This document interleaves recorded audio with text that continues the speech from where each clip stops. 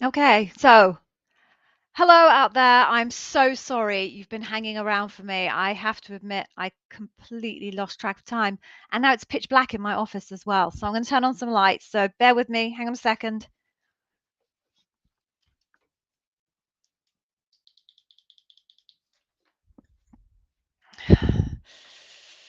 Right, there we go. Well, there you go. Then you can't see the reflection either. I'm blinded by the light. That's mortifying. I'm very sorry. There's only 2 of you out there at the moment, and now I think we're down to 1 person. Oh, my hair looks a mess as well. I totally lost track of time. So why don't we hang around and see if anybody else. Hey, Kelly. How are you doing, Kelly? What a disaster, honestly. Oh, my Lord. Oh, my Lord. I have to pull it together now. I've had one of those days. Why don't we hang around and see now that the live notification has hopefully popped up in a few people's inboxes and see if anybody else shows up. So, Kelly, go grab yourself a cup of tea or a cup of coffee or whatever it is, and we'll hang out for a couple of minutes and see if anybody shows up. And in the meantime, I'm just going to get another screen up on YouTube. What a crazy disaster. Don't tell Yevgeny I did this, by the way. Please don't anyone tell Yevgeny that I arrived late. Oh, he's not here today. So it's just me. Honestly, crazy. All right. So Kelly, hopefully Kelly's gone off to get her cup of tea or cup of coffee. Who else do we have here? Who's the other person? Oh, LinkedIn user. Hi, LinkedIn user. How are you today? I was just babbling on that I totally forgot that the time. I was too busy helping my child find the smoothie mix in the freezer. What do you do? Where is it? What drawer is it in? Do any of you know exactly what drawer each piece of food in your freezer is in? Because my children expect me to. Oh, I got a few people popping up now. Okay, I feel better. I was really stressed. All right, so I'm just going to get going. We've got a few people here now, and maybe other people will show up and maybe they won't. So, first of all, I'm going to apologize for my giant Winnie the Pooh jumper. Not usually what I wear for a YouTube live, but hey ho, and the complete lack of anything other than my face on my face. So, I hope it's not too scary for all of you. Let me introduce myself and then sure we'll just crack on and see what happens. So if you don't already know, am Gigi. I am an ex-Amazon bar raiser here at Day One Careers. At Day One Careers, we basically support candidates who are headed towards their interview with Amazon, whether it's an early round interview or all the way down at Loop. We've got tons of free content. We offer courses, and of course, we have our YouTube channel, which has hundreds of videos in it now. Who knew you could create that much content about Amazon interviews? But you can, and I'm still creating more. And we just try and help people be successful in their Amazon interviews, in that Yevgeny and I have both worked with hundreds and hundreds of people interviewing at Amazon and now coaching people to get into Amazon. So with that in mind, I've also forgotten to press the banners. So hang on, let me put my little ticker tape on because I do love my ticker tape. There we go. So let me explain to you how this situation all works, and then we can just get cracking. So what we usually do is it's open floor. You can ask any question about any part of the interview process or about the actual leadership principles, questions, that type of thing. Any questions that you have, drop them here into it's on the side here for YouTube. I'm not quite sure how it all works on LinkedIn and how you ask questions. I think you just put in a comment under the live in LinkedIn. Drop in your question. I'll scan through them, I'll pick them, and I'll bring them onto the screen so that everybody can see your question. So obviously be careful that you put something in that you'd want the whole world to see. And then I will attempt to answer your question. I very rarely cannot answer questions. Bit of a proviso on that one, though. If your question is very specific about what type of questions will I get for a software development engineer interview, I'm not going to be able to answer that question. There are tens of thousands, maybe, job families in Amazon, and I can't be an expert in every single job family from a technical standpoint. So questions like that, I'm afraid I'm not going to be able to answer, but I will try and let you know if I can't answer the question that you've asked. On the other side, if you've got very generic questions like, Gigi, any tips for the Amazon interview? All I'm going to do is direct you to the YouTube channel because, of course, I have, as I've said, hundreds of videos with tips on the Amazon interview process. So try and get relatively specific with your question. I think that's everything. So with that in mind, why don't we just get going? There's one question here on the right-hand side, which I'll pull up, but please do drop your questions in. There are no silly questions. If I can't answer it, I will just let you know, but I'd rather have a whole bunch of questions here on the side than be sat here twiddling my thumb and telling you all about the nightmare day I've had with my children. Okay, so let's just all wish Ray good luck. I'm just going to pop that on there. I also love to see, I never know what to call this little thing on the side here, whether it's not really your avatar because it's a bunch of clouds, and I reckon Ray doesn't look like a bunch of clouds, but it looks cute. It looks very peaceful, Ray. So Ray, good luck. Fingers crossed for you. If you haven't already gone through the YouTube channel, although I can see that you're on YouTube, so hopefully you have. Make sure you make use of the YouTube channel. Tons and tons of amazing advice there for your on-site interview. So good luck, Ray. Hope it goes well. Right, so let's pop Ray back in. Okay. Oh, this is a good question. Hey, Nisha, how are you doing? As a bar raiser, are you looking at the candidate to raise the bar at the specific level or the whole company combined? Excellent question, Nisha. It is very much at a specific level. The theory being is that if everybody you bring into the company at the level that they're brought in is at the higher end of that level, above average, then overall, the total average performance for your company is going to lift, because if everybody's coming in at a slightly higher average, the overall company average shifts up.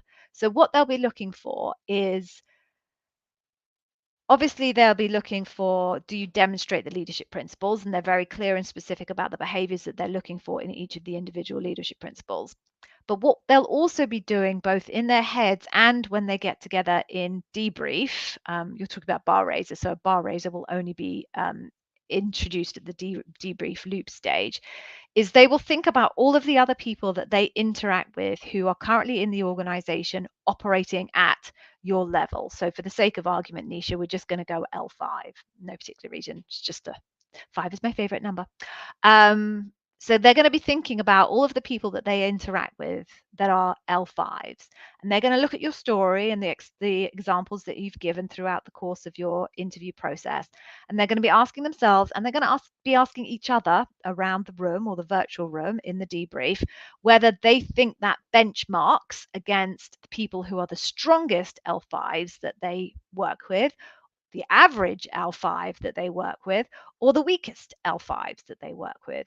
And what you're really trying to achieve as part of your interview process is to give them stories that you feel would only be the types of things done by the very strongest people that you have worked with at your level, in the hope that that's somewhere close to a proxy of the type of people that they've worked with at your level, because you're trying to convince them that only the very top, the top 50% of the people that they work with at your level would have been able to do what you've just described yourself doing in your stories.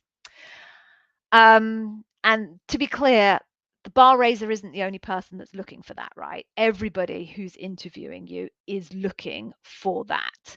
The purpose of the bar raiser is to enforce the fact that everybody should be looking for that. They are not the only people looking for that. Everybody is. They are simply the enforcer of that logic. Okay, I hope that made sense. I'm going to pop you back in. Thank you for asking that excellent question, Nisha. Let's pop you back in. Okay. Oh, okay, cool. Kelly, hello, Kelly. I'm saying it that way because Kelly's been here before. She's a member of our community as well, and she has the cutest profile picture. That's what it's called. It's not an avatar, is it? It's a profile picture. It's the cutest profile picture. So, hey, Kelly, it's good to see you. So, do we know if negotiating an offer is acceptable or encouraged? Is there generally success with this? And if so, is there anything in particular you would suggest mentioning? Okay, so Is negotiating an offer acceptable and encouraged? It is definitely acceptable. And I think you'll find most kind of interview coaches, career coaches type thing would tell you you should always try to negotiate.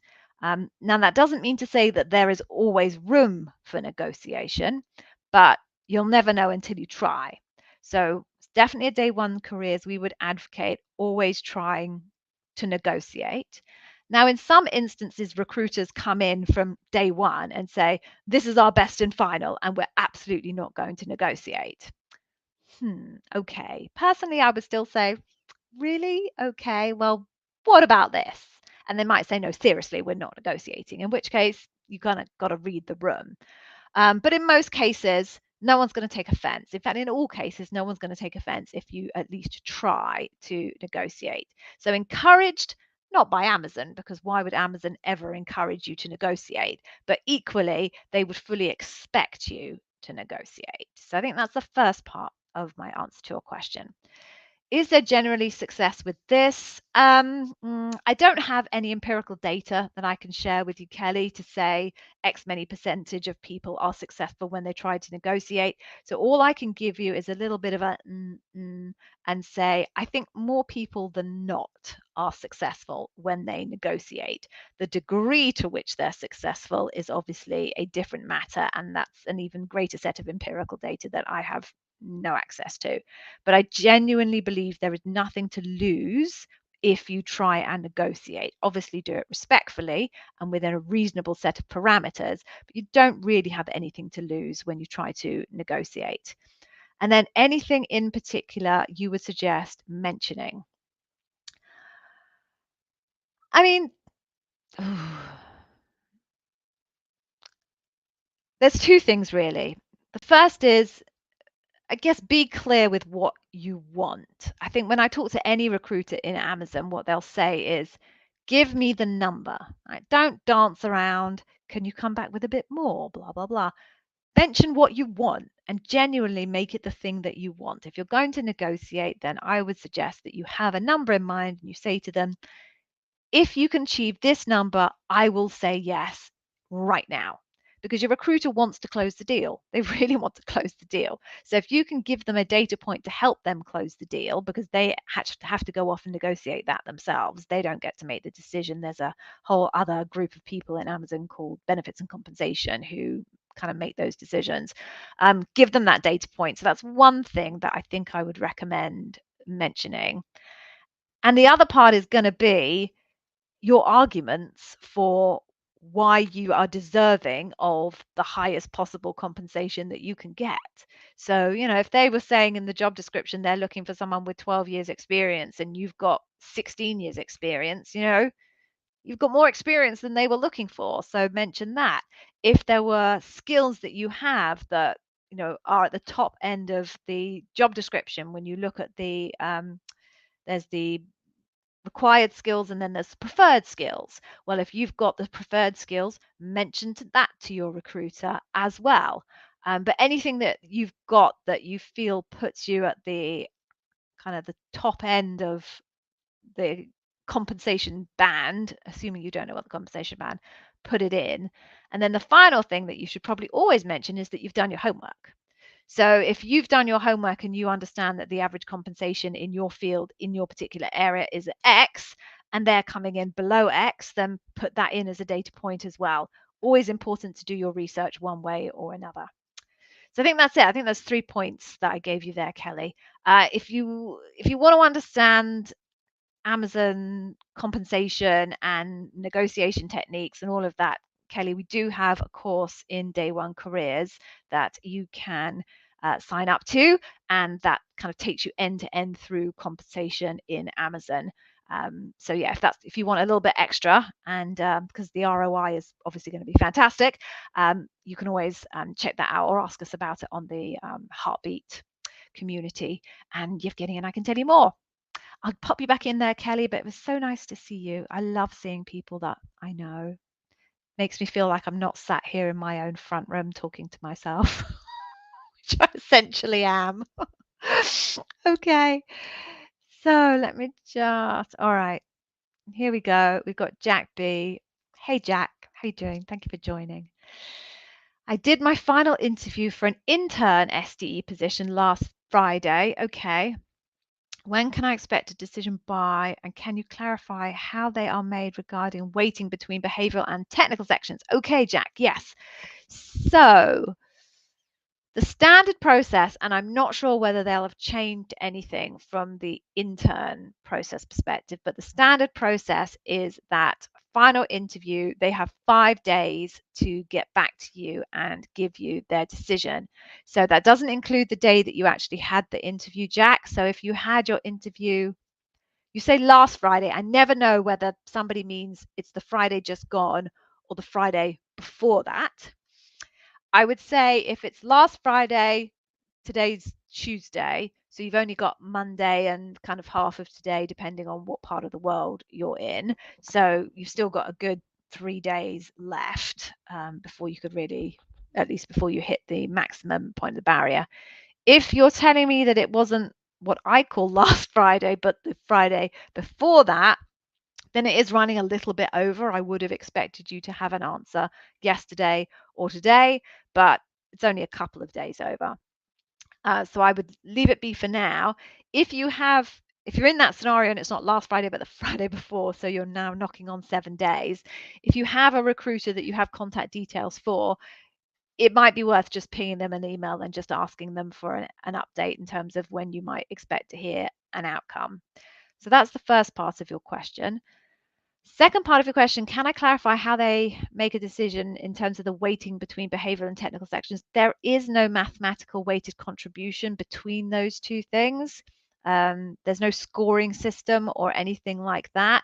It's a little bit more of a judgment call in terms of if somebody's stronger on the behavioral and less strong on the technical side, the hiring manager will be required to make kind of a call on, okay, if they're not so strong on the technical, do you think you can train them up? If you're not so good on the behavioral, but you are great on the technical, the bar raiser will require a lot of convincing that you are bar raising on the leadership principles if you have a significant number of weaknesses on the behavioral side. Couple, not to worry about, but overall, they're looking for someone who can definitely raise the bar on the leadership principles. So really the flex exists in the technical side of things, and then it really becomes a kind of a conversation between the bar raiser and your manager for the bar raiser to kind of prompt your manager to make a decision as to whether they think you are trainable in terms of where you lack. But there is no empirical, mathematical weighted contribution calculation between the two aspects of the interview process. I hope that's clear. If it's not clear, tell me a little bit further down. Usually I have Yevgeny here to say, Gigi, that makes no sense. And then I have to say again in a different way, but hopefully that works for you. So thanks, Jack. Fingers crossed for you.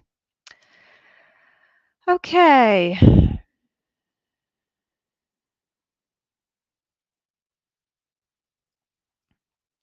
Okay, so this fits into the, I'm afraid this is far too specific question and I can't answer it category, but I'm just going to pull it out so this person knows I'm not ignoring them. So, okay, so, right. I'm not sure if they're saying that they're going to ask me a bunch of questions. So, okay, all right. So, no, they're giving me an example of the question that they've been asked. So you're asking me to give you what types of questions you'll be asked based on my experience and guide to answering if someone's asking you a handful of computer science fundamental questions and deep dives into projects.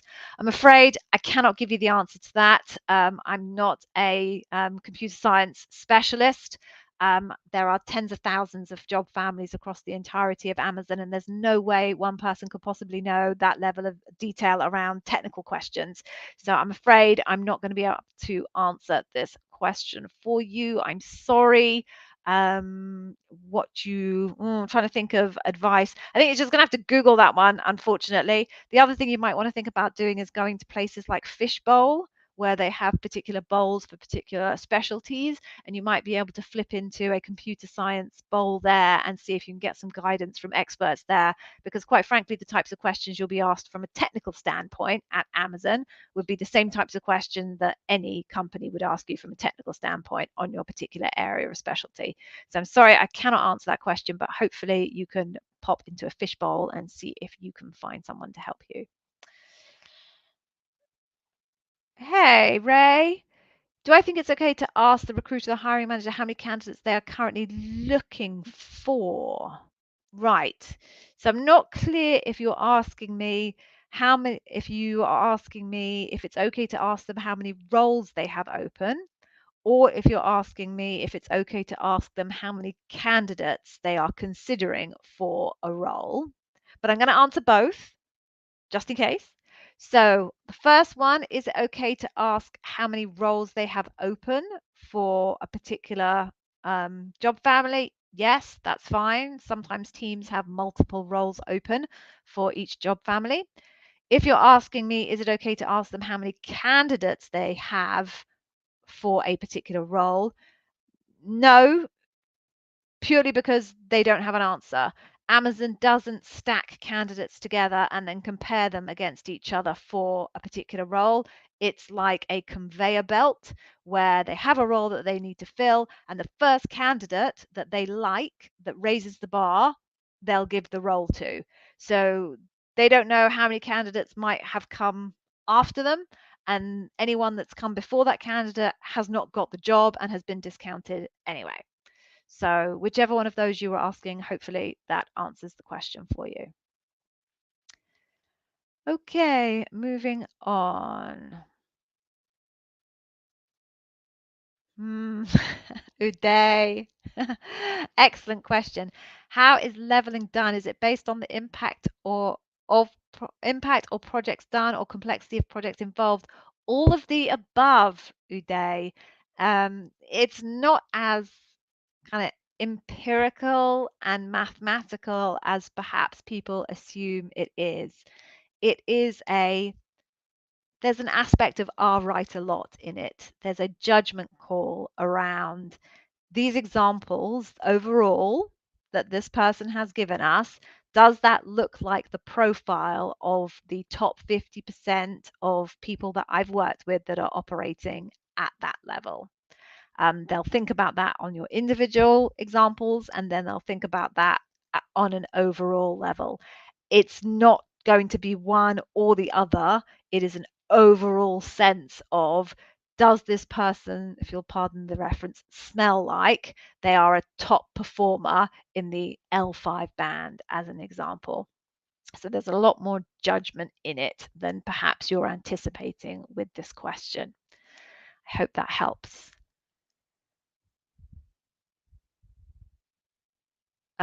Okay. All right, I'm pulling this one up because Karthik, I don't understand the question. As an experienced resource, how would you deal with the conflicts of ideas?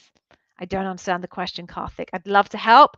Could you rephrase it, please? And then I'll try and get to it as we go further down the question list. But currently, I'm afraid I don't understand the premise of the question. And Yevgeny's not here to help me hypothesize what it might be. Okay. Okay, yeah. Hey, memes, that is an awesome profile picture. I'm not sure if that dog is looking surprised or angry. You'll know your dog better than I do, but that is such a super cool pic. Okay, so you're interviewing in Loop for an L6 product role. What's the best way to avoid being down leveled in my stories? I think, well, there are two really that I would advise you on.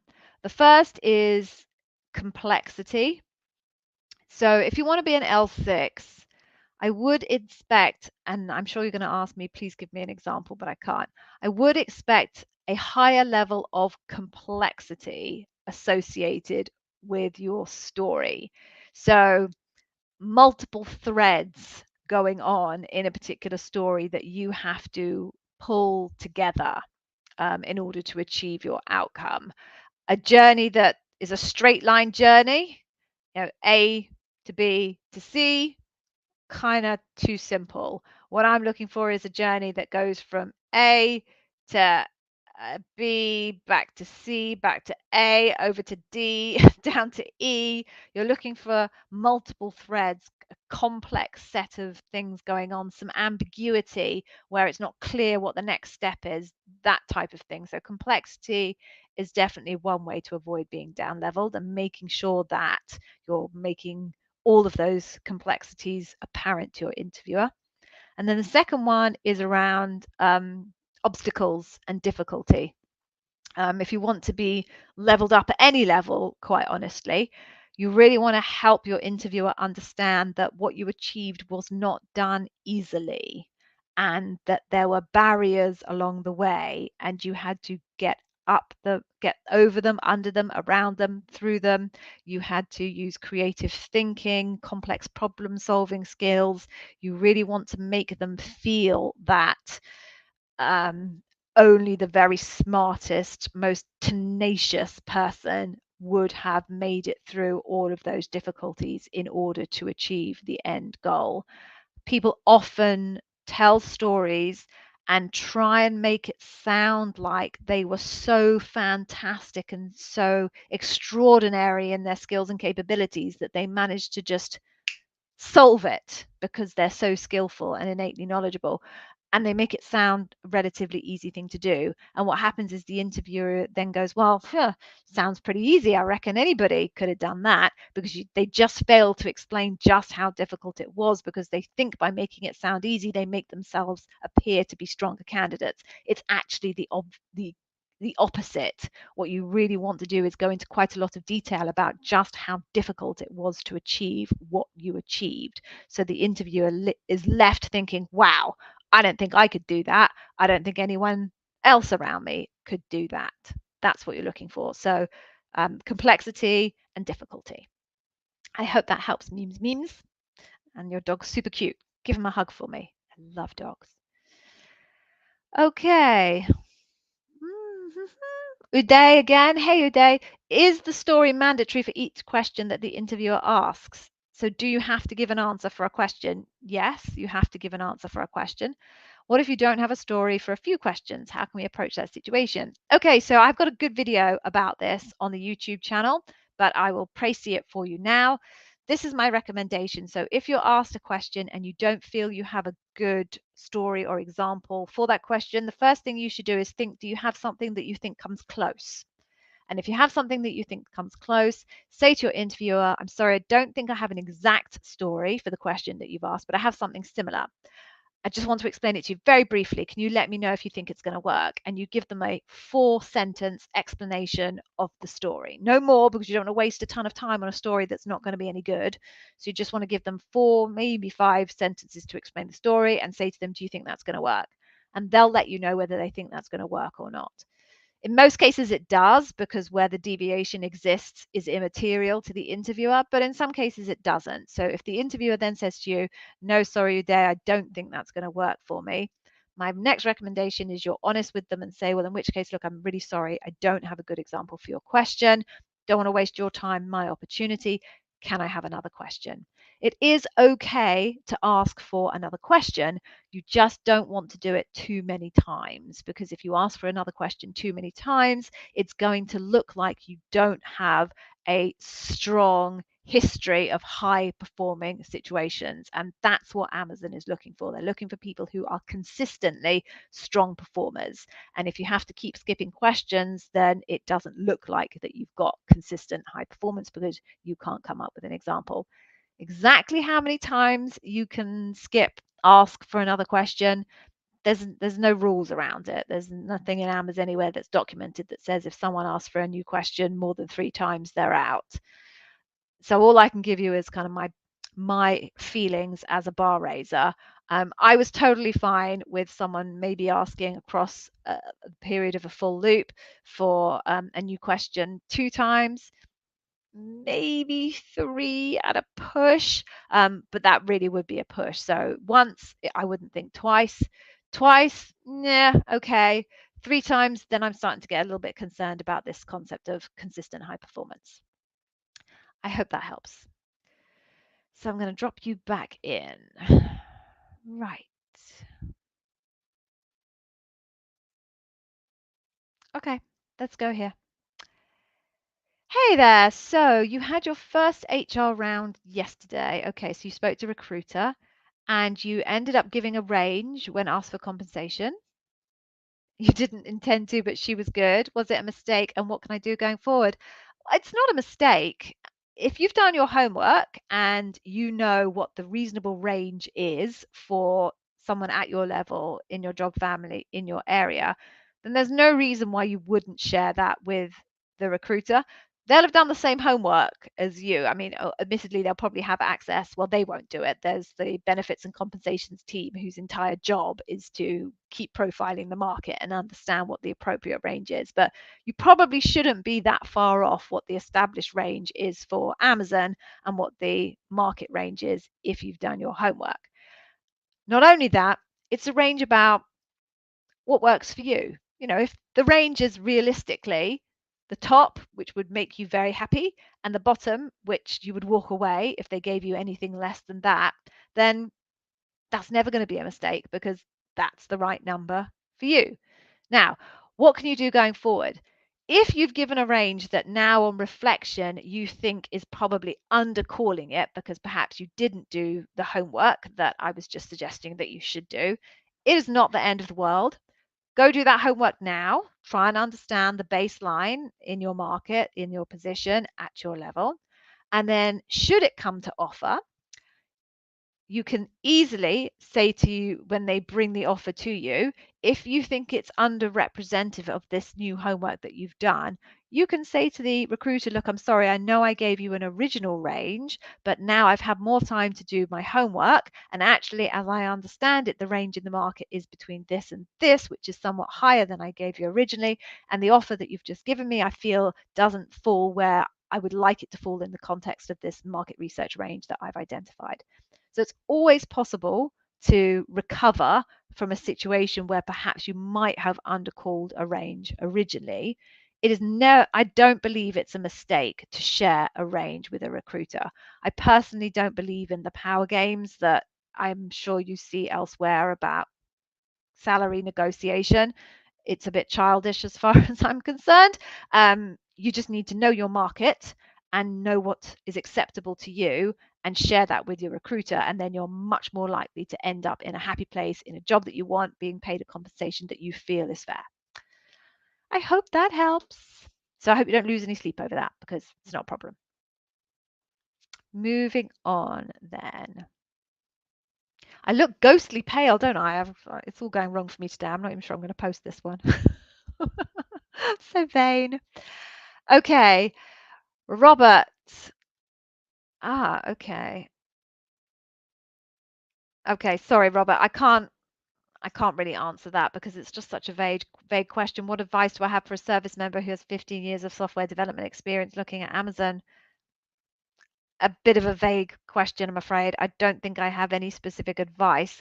Um, I think if you're looking for advice around where you might fit in the organization, what type of roles you might take, what you would consider applying for, what skills you might need in terms of making you a good fit for Amazon. I'm definitely not the right person because I don't have that level of subject matter expertise on cybersecurity and back-end development.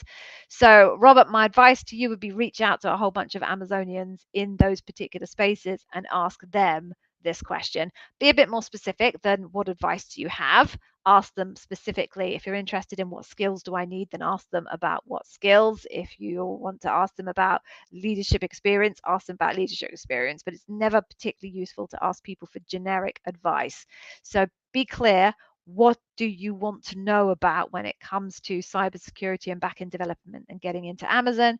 Use LinkedIn because I can see you're on LinkedIn, and reach out and ask some specific questions to some people in that space. And hopefully, well, definitely, you'll get answers that are much more useful than what I've just been able to offer you. I'm going to pop you back in. Okay.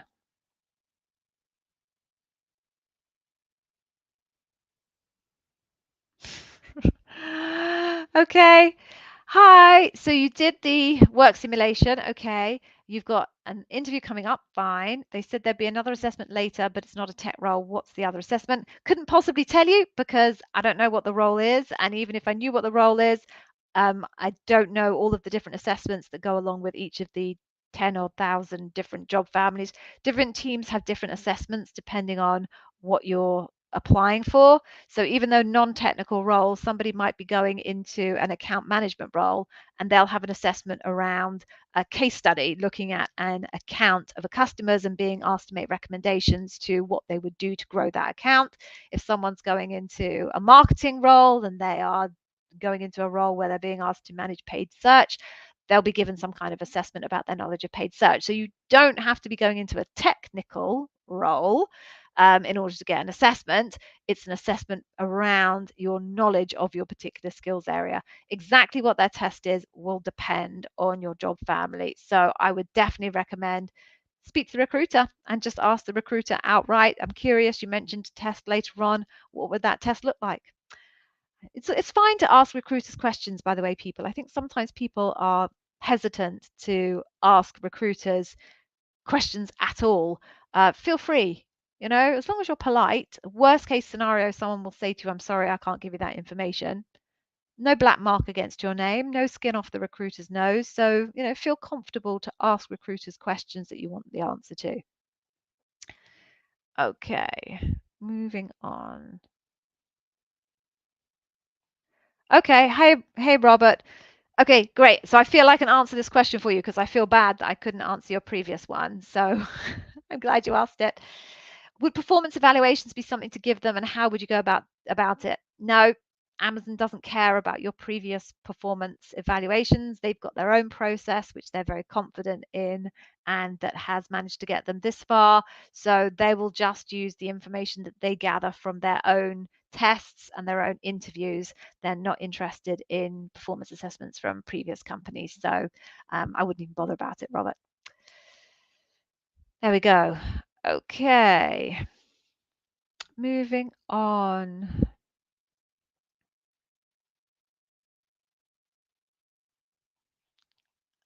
Okay, good question, LinkedIn user. So in the interview schedule mail, you asked about compensation expectations. Okay, is it a problem if the number we provide is too low or high from the budget for the position? So if the number you put in is too low, that's obviously not going to be a problem. And the recruiter will hopefully be very excited because they would have more budget than you were hoping for at your bottom end. And if you get made an offer, they might feel pretty confident that compensation and benefits will come up with an offer that you're likely to accept. So, woohoo, that's fine. In terms of it's too high, so what will usually happen if your compensation expectations are above budget? If you have a recruiter that's doing their job properly, they will go and have a chat with the hiring manager before you get too far down the line and have a conversation with your hiring manager to say they think you're a great candidate, but it looks like your expectations on compensation are above budget. In which case, the hiring manager will say to them, you need to tell them that we're not offering the type of compensation that they're looking for, and make it up to them to decide if they want to continue with the process. What often happens when Amazon follows that process is candidates think it's fine because I'll blow their socks off, and at the end of the process, they will just offer me more money anyway, so I'll do it. My big warning to everybody is that almost never happens. If someone's told you what the budget is, that's the budget. And to get an exception to that, to overcompensate somebody, is a lot of work. Generally, it has to be sponsored by a VP, a vice president of your organization, and evidence has to be provided as to why you are deserving of a salary so much higher than everybody that's working at that level in Amazon, because the compensation bands are relevant for the people inside the organization as they are outside of the organization. So you have to build a strong case for why they should pay you significantly more than they're paying their very best person in that particular band, in that particular job. So yes, your recruiter should tell you that your expectations are too high. Sometimes they don't. Sometimes people get all the way through the process and discover that the offer is way below what they would need it to be. And that's just bad practice. I've seen it happen. It's not good. I can't give you any excuse for it. And generally what happens is the person turns it down and everyone's wasted a huge amount of time. But generally, someone will tell you if your expectations are too high. Okay, I hope that helps, LinkedIn user.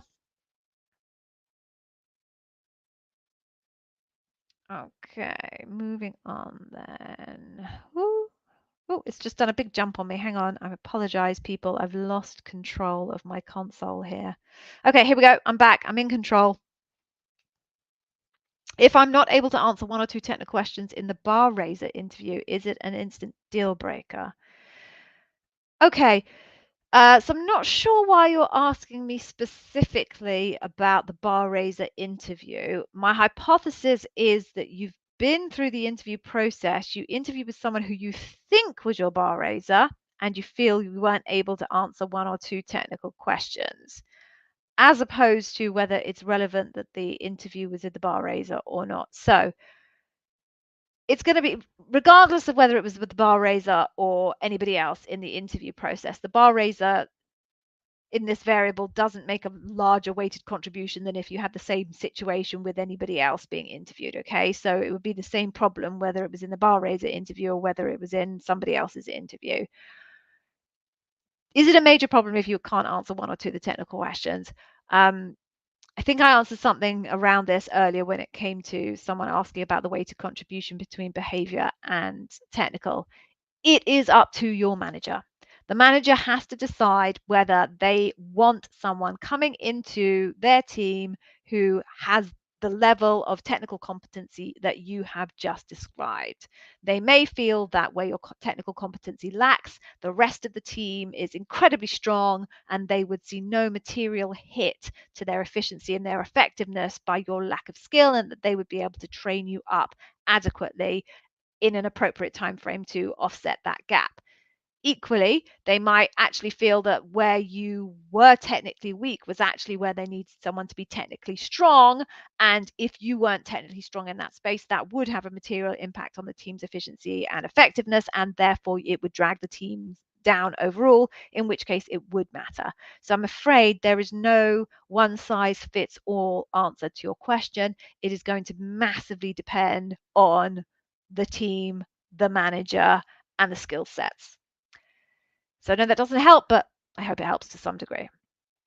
Okay, so we do still have a few questions, but what I want to do is pause momentarily.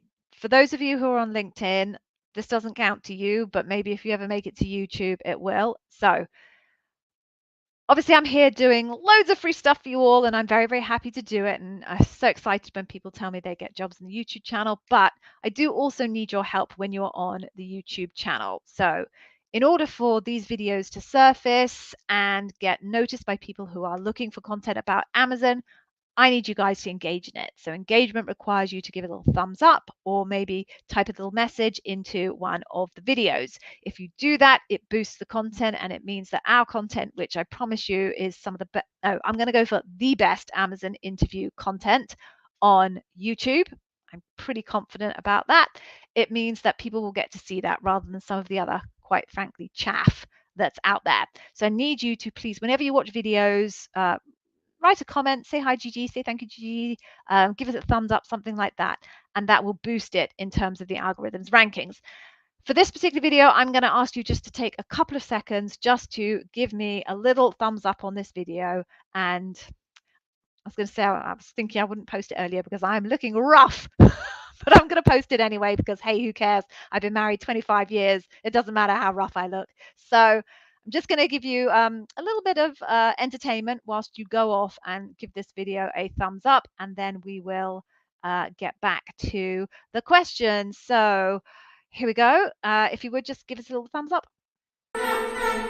Like the stream, oh like the stream, oh like the stream, oh like the stream, like the stream, oh like the stream, oh like the stream, I like the stream, oh like the stream, oh like the stream, oh like the stream, like the stream, oh like the stream, oh like the stream, like the stream now, like the stream now,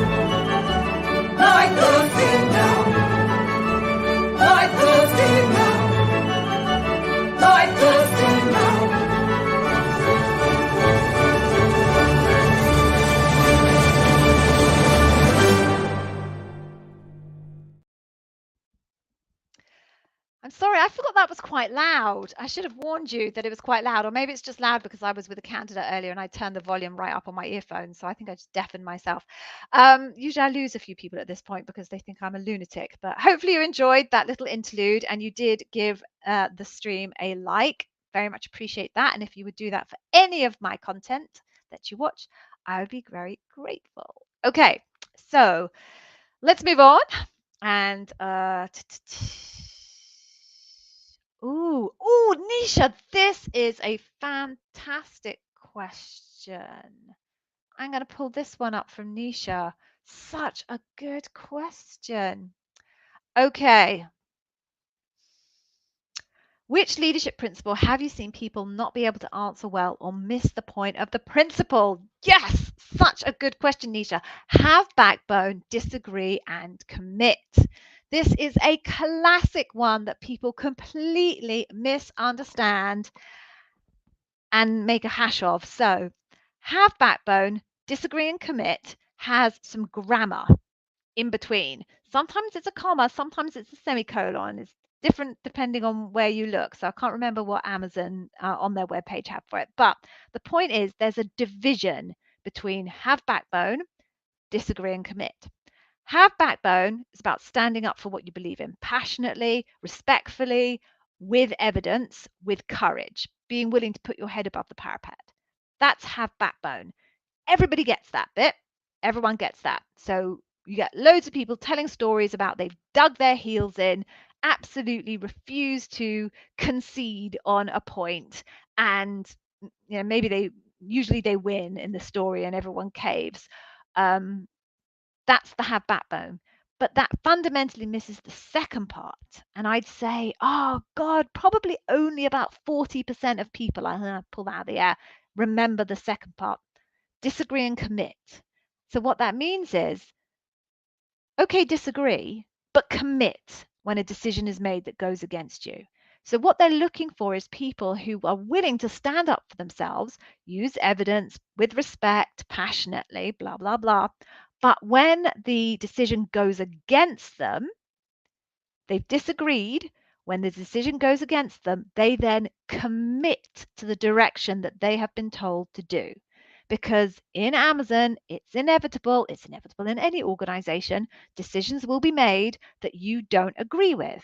And Amazon wants to know if a decision is made that you don't agree with, are you going to still give it your very, very best and try to make it work? Because if you're going to be one of these people that becomes a pain in the backside and obstinate and gets in everybody's way, we don't want you. We want the people who, even if they don't win the argument, are still going to throw themselves passionately into trying to make it successful. So that's what you're looking for with have backbone, disagree, and commit. Show you've got backbone, but also show when the decision then goes against you, you're still absolutely 100% committed to making that decision a successful one. That is such a good question, Nisha. Love that question. Thank you so much for asking it. And lots of people are going to get great value from that question or that answer. Okay, let's move on.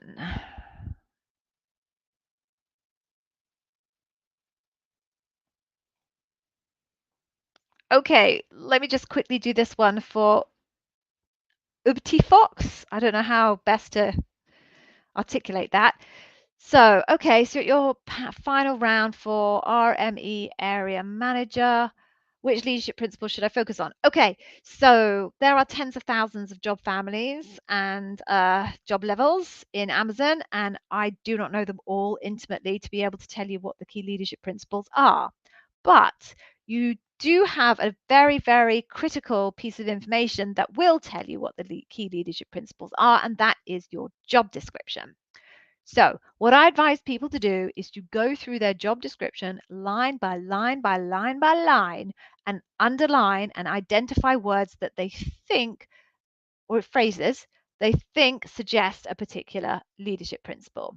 There is a playlist on the YouTube channel, which is me demonstrating live how I do that for job descriptions. So I suggest you go check that out on the YouTube channel and watch. I think there's only 2 of them, but watch them, and hopefully that will give you some idea as to how to deconstruct your own job description.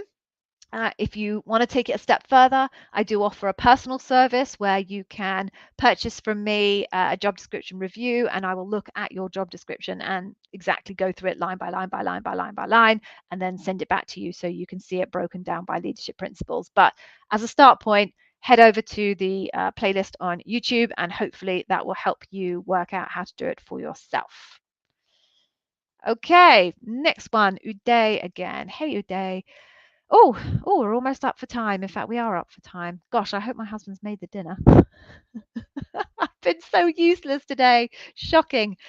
Right. Hi, Gigi. How important is the writing exercise? A couple of years back, I did not do a good job at it and failed. Any tips to ace the writing exercise? The writing exercise is just is very binary, actually. It's a pass or fail. What they're looking for is that someone has an adequate level of writing skill to be able to function in Amazon.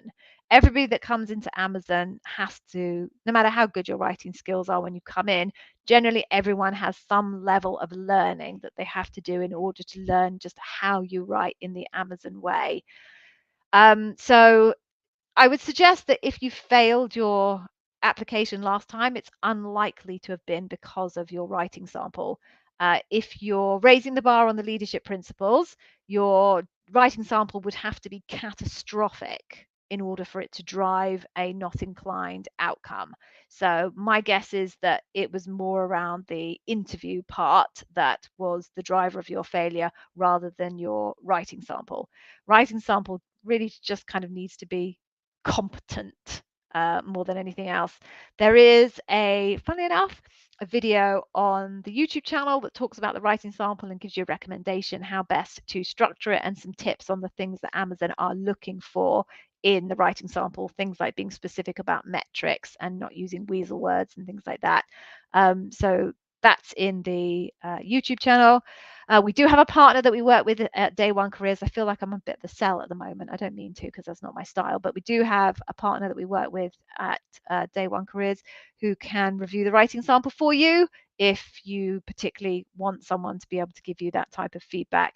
But effectively, you don't have to ace the writing sample. It's you could have, like, if it was a scored structure, which it isn't, but just for illustrative purposes, someone who achieved a 99 versus someone who achieved a 66, the outcome would be same. It's pass or not pass type thing. No weighting associated with the writing sample. Okay. So I think I'm just going to pick one more question. I'm sorry, folks, we are now out of time. And I'm starving. So let me just see one more that I can pick.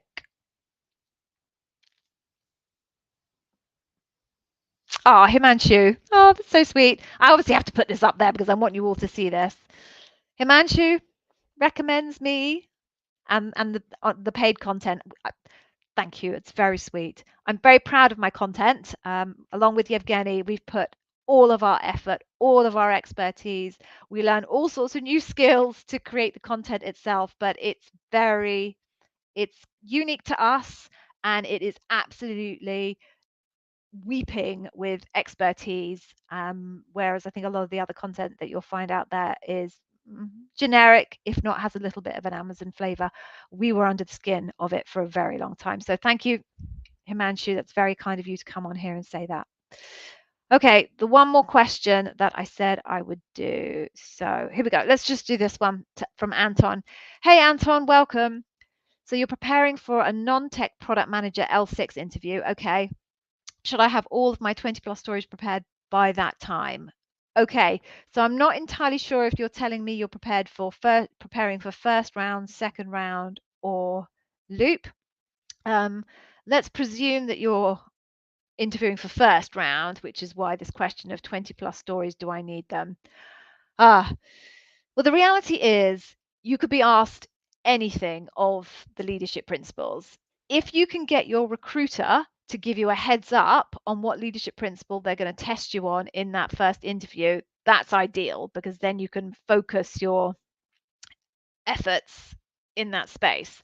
Or if you can get them to at least tell you the most important leadership principles for that team, because if you know the most important leadership principles, the smarter hiring manager will front load those leadership principles in their process so that they make sure that anyone that's never going to achieve their most bar raising on their most important leadership principles is filtered out early on, and you don't waste time on resources on interviewing them at loop if they're never going to be able to achieve your most important leadership principles.